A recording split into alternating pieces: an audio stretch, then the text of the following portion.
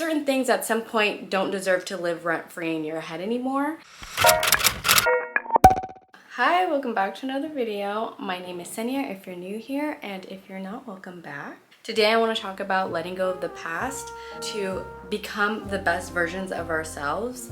This has been something that's been on my heart lately as I have been in a new season of my life, a good season, and I have recently been in the thoughts of letting go of the past and forgiving myself for all the things that have gone on in my life and just recognizing them as lessons. Today I do want to share a couple of things that I have been doing to exercise the muscle of forgetting the past and moving forward so we're able to become the best version of ourselves.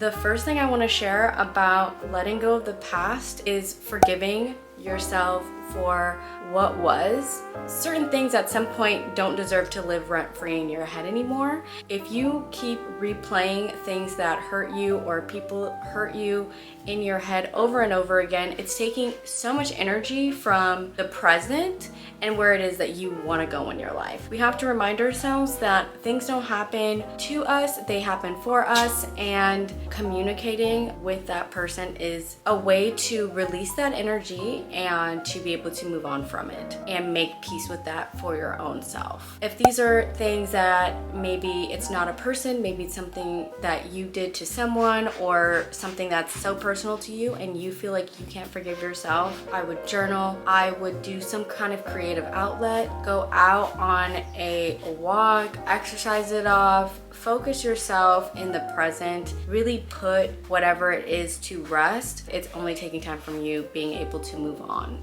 The next thing I want to get into is focusing on the present. Ways that I have been focusing on the present to let go of the past is by every morning when I wake up, instead of looking at my phone, I actually just list off very basic things in my life that I'm grateful for. My house, my health, loving communications. I've been welcoming all of this love and making sure that I'm showing gratitude in the morning, literally while I'm doing the most basic things. When I'm getting the shower, if I'm brushing my teeth, or... So sorry, my cat is having an episode.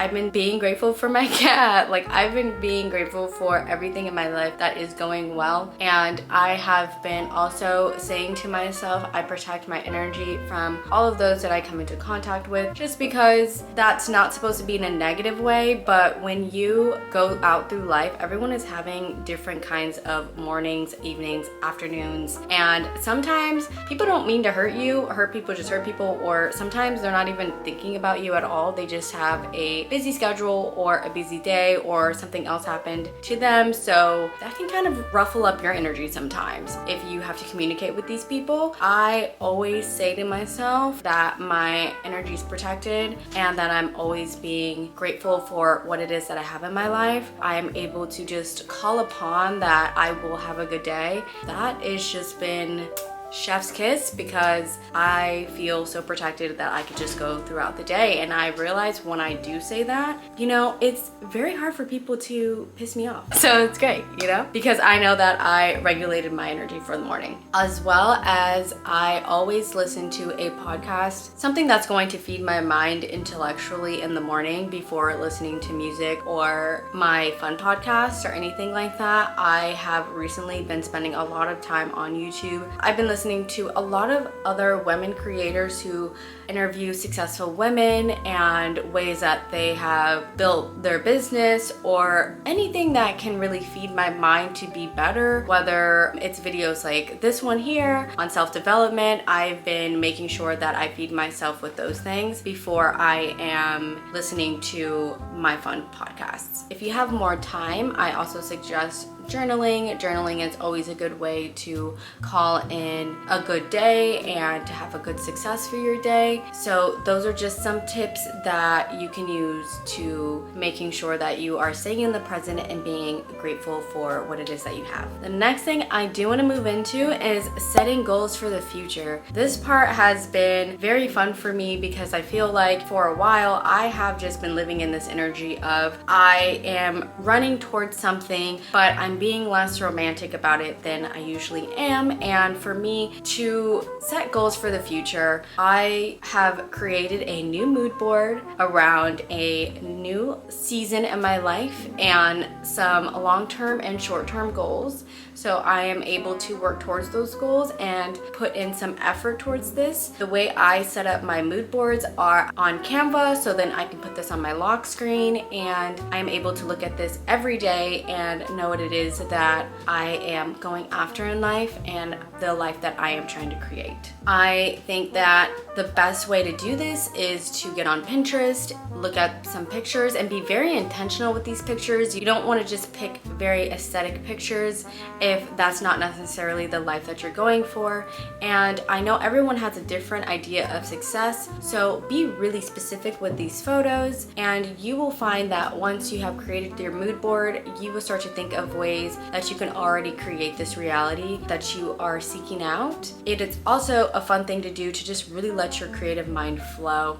And when I was creating my mood board, I actually went on a walk before coming back home and creating the mood board, because once I started to think about, oh my goodness, like what do I really want? And I know I wanted like maybe one or two things for sure I knew, but I wasn't sure how I was going to put that fully into a mood board. And when I went on this walk, I was able to do my daily walk, take some deep breaths, listen to some self-development. And by the time I sat down at where I like to stop on my walk, I actually started to look up Pinterest pictures that revolved my goals, because I had a new breath of fresh air just giving myself an hour to be able to clear my head and find it out what it is that I actually want. So mood boards are a great way to set goals for the future, so you are actually able to think about what's in the present and where you are going, and not so much about what we need to leave behind. The next thing I do want to get into is to practice self-care. I love self-care because that just makes you feel so good about yourself. When you look good, you feel good, you do great things.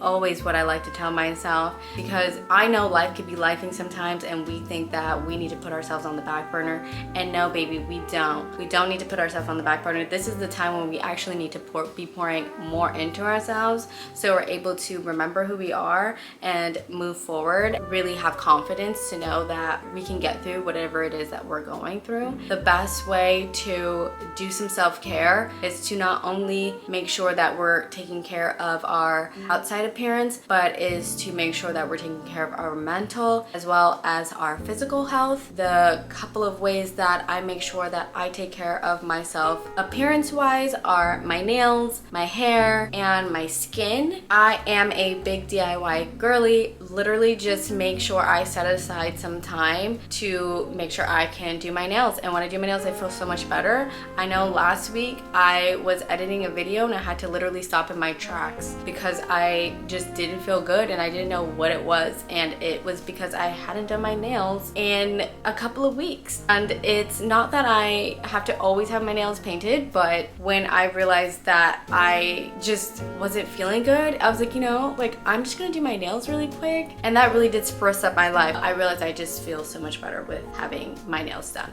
As far as my physical health, I always make sure that if I don't get to make it to the gym that day, I am always taking my 2-mile walks outside.